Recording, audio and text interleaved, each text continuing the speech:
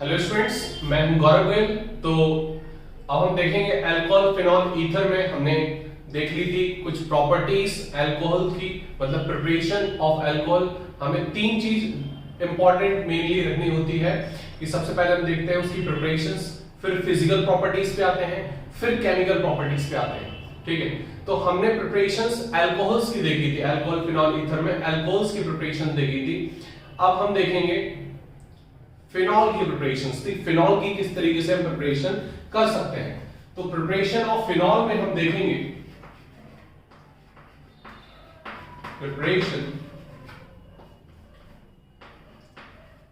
Of phenol. Phenol की preparation में हमें देखना क्या है, चार तरीके से हम प्रिपरेशन करेंगे फिनॉल की, चार तरीके से हम प्रिपेयर करेंगे फिनॉल को। पहले हम देखेंगे फ्रॉम क्लोरोबेंजीन, मतलब क्लोरोबेंजीन से सबसे पहले हम फिनॉल को बनाएंगे। फिर हम देखेंगे फ्रॉम बेंजीन से हम बनाएंगे फिनॉल को। फिर हम देखेंगे एनिलीन से फिर हम बनाएंगे इसको, फिनॉल को एनिलीन से बना लेंगे। क्लियर हो रही बात करी। फिर हम देखो क्लोरोबेंजीन से हम सिंपल देखेंगे, फिर हम बेंजीन से देखेंगे, फिर हम एनिलीन से देखेंगे, फिर हम नेक्स्ट जो देखेंगे chlorobenzene, from benzene, from aniline और फ्रॉम क्यूमीन से हम निकालेंगे। क्लियर हो रही बात करी। क्यूमीन से हम देखेंगे फिनॉल की प्रिपरेशंस। तो मतलब चार तरीके से हमें देखना है अपने सिलेबस में, जो कि कवर करना है। पहला है फ्रॉम क्लोरोबेंजीन, मतलब क्लोरोबेंजीन से हम कैसे बनाएं, फ्रॉम क्लोरोबेंजीन। तो क्लोरोबेंजीन से हम किस तरीके से फिनॉल की प्रिपरेशन करें। देखो सिंपल सी चीजें हैं। सबसे पहले हमने क्लोरोबेंजीन लिया, क्या लिया, क्लोरोबेंजीन। और क्लोरोबेंजीन में हमने यहां पर क्लोरोबेंजीन लिया और क्लोरोबेंजीन में हमने रिएक्शन करा दी किसकी, NaOH की। किसकी रिएक्शन करा दी, NaOH की हमने रिएक्शन करा दी। क्लियर। अब जो NaOH लेंगे, क्योंकि बेसिकली यहां पर आ जाता है डबल बॉन्ड कैरेक्टर। क्लियर हो रही बात नहीं।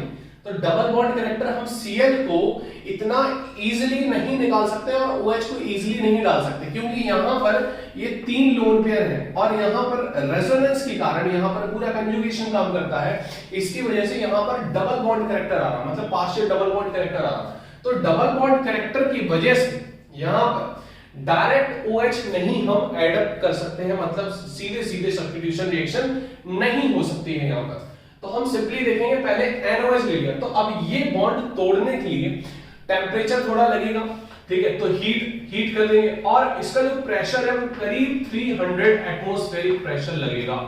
ठीक है, बहुत ज्यादा टेम्परेचर और बहुत ज्यादा प्रेशर में ये रिएक्शंस होंगी थोड़ी। क्लियर। तो अब सबसे पहले जो आएगा ये ONA लग जाएगा। क्या लग जाएगा, ONA। समझ में आ रही बात नहीं। तो ये बन गया, जो बन जाएगा इसको बोलते हैं सोडियम फिनॉक्साइड। क्या बोल देंगे इसको, सोडियम फिनॉक्साइड, क्योंकि ये पूरा O के साथ ये बेंजीन जो लगता है इसको फिनॉक्साइड आयन बोलते हैं और इट इज मोर स्टेबल, है ना। तभी फिनॉल H+ लूज करके फिनॉक्साइड आयन बना लेता है और बहुत स्टेबल होता है ड्यू टू रेजोनेंस। अब इसकी रिएक्शन हम जब करा देंगे एसिड की प्रेजेंस में, कोई HCl डाल दिया, ठीक है, तो जब हम एसिड की प्रेजेंस में रिएक्शन करा देते हैं तो फिर हमारा बन जाएगा डायरेक्ट फिनॉल। क्या बन जाएगा, डायरेक्ट फिनॉल बन जाएगा। इतनी बात समझ में आ रही है आपको। तो सिंपल सा आपको समझना है, पहले हमने क्लोरोबेंजीन लिया, फिर NaOH की रिएक्शन कराई हमने इसमें। डायरेक्ट ये नहीं टूट सकता, डायरेक्ट सब्स्टिट्यूशन नहीं हो सकता, इसीलिए हमने कुछ कंडीशन ली।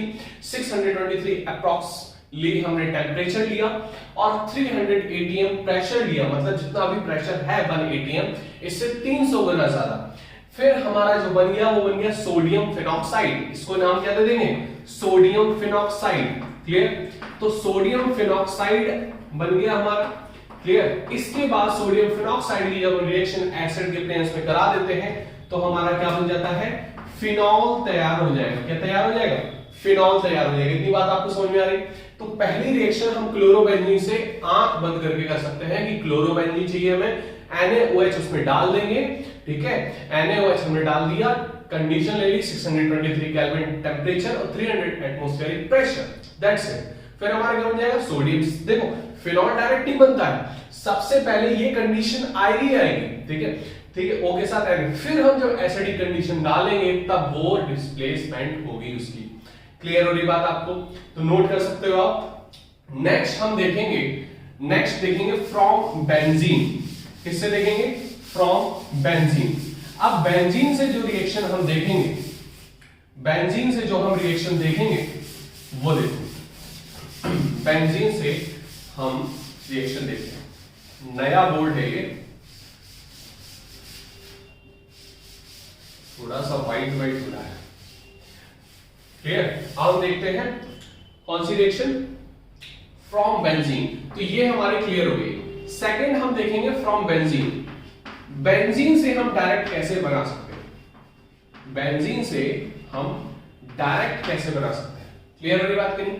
तो बेंजीन हम लेंगे, क्लियर, बेंजीन हमने ली, क्लियर, बेंजीन का सल्फोनेशन करा देंगे। क्या करा देंगे?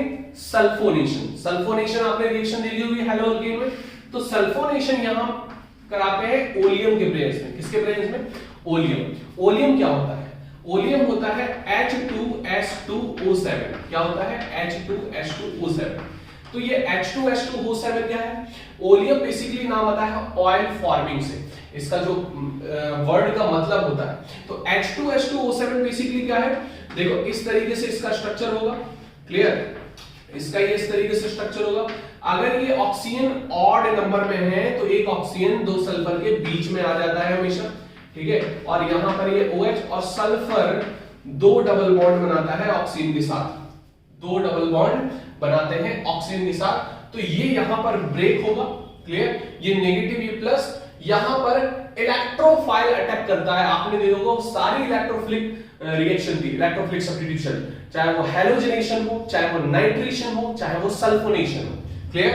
तो जब ये बेंजीन के साथ जब रिएक्शन होगी तो आप ध्यान से देखो, यहां पर ये हमारा क्या बन जाएगा, SO3H। क्या बन जाएगा ये? SO3H। इतनी बात आपको समझ में आ रही, क्लियर हो रही बात? अब हम इसकी रिएक्शन कर देंगे, इसकी दो स्टेप और है, तो इसकी रिएक्शन हम कर देंगे अब किसके प्रेजेंस में? NaOH के प्रेजेंस में, क्लियर।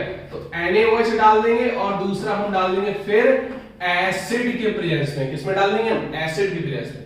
अब सिंपल सा जो रिएक्शन हमारी बन जाएगी वो डायरेक्ट हमारा क्या बन जाएगा? फिनॉल तैयार हो जाएगा। लेकिन पहले स्टेप में ONA ही आएगा यहां पर, फिर हम एसिड डालेंगे तब OH आएगा। मतलब ये जो रिएक्शन है ये 3 स्टेप की रिएक्शन है। पहले स्टेप में आपने सल्फोनेशन कराया, presence of oleum. Second step में आपने NaOH डाल दिया, तो ये एसिड बेस टाइप की रिएक्शन हो गई और हमारा ONA बनेगा, सॉल्ट बनता है। जो एसिड बेस रिएक्शन में क्या होता है? सॉल्ट बनता है ना। तो ये फिनॉक्साइड, सोडियम फिनॉक्साइड क्या है? सोडियम फिनॉक्साइड क्या है? ONA, दैट इज सॉल्ट ना, दैट इज सॉल्ट। तो सॉल्ट तैयार होगा जब एसिड और बेस की रिएक्शन होगी, क्लियर हो गया कि नहीं? फिर हम थर्ड स्टेप में जो रिएक्शन करेंगे वो H प्लस की प्रेजेंस में करेंगे, देन वो क्या बन जाएगा हमारा? फिनॉल। डायरेक्ट क्या बन जाएगा? वो फिनॉल बन जाएगा। इतनी बात आपको समझ में आ रही?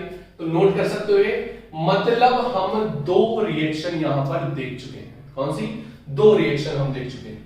क्लियर, फ्रॉम क्लोरोबेंजीन और फ्रॉम बेंजीन। इतनी बात आपको समझ में आ रही कि नहीं आ रही? बोलो, इतनी बात समझ में आ रही? बस यही चीज आपको देखनी है, क्लियर, यही चीज आपको यहां पर देखनी है। क्लियर हो रही बात? नेक्स्ट जब हम देखेंगे रिएक्शन,